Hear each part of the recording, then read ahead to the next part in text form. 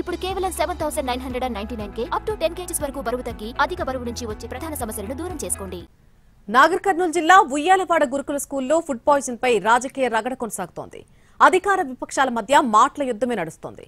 ప్రభుత్వం పట్టించుకోవడం లేదని విపక్షం అంటుంటే గతంలో జరిగినప్పుడు ఎంతమందిని పరామర్శించారని సర్కార్ కౌంటర్ ఇస్తోంది. కర్నూలులో బీసీ గురుకులంలో అయింది, నిన్న పెద్ద కొత్తపల్లిలో అయింది, మొన్న జగిత్యాల్లో అయింది, మొన్న హుజూరాబాద్ లో ఎలుకలు కొరికినాయి, భద్రాద్రి కొత్తగూడెంలో పిల్లలు దవాఖానల పాలైపోయినారు. ఏంది అసలు? నువ్వే విద్యాశాఖ మంత్రివి, నీ సొంత జిల్లా మహబూబ్ నగర్, నీ జిల్లాలో నువ్వు విద్యాశాఖ మంత్రిగా ఉన్న నీ శాఖలోనే రోజు ఒక సంఘటన జరుగుతా ఉంది.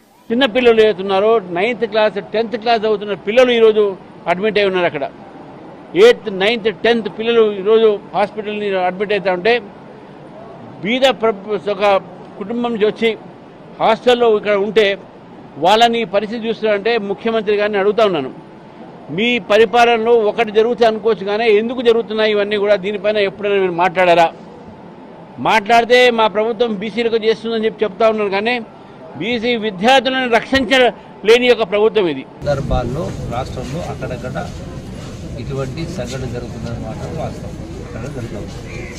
అది ఈ ప్రభుత్వం వచ్చిన తర్వాతనే కాదు, గతంలో కూడా చాలా సంఘటన జరిగింది. ఎట్లుందంటే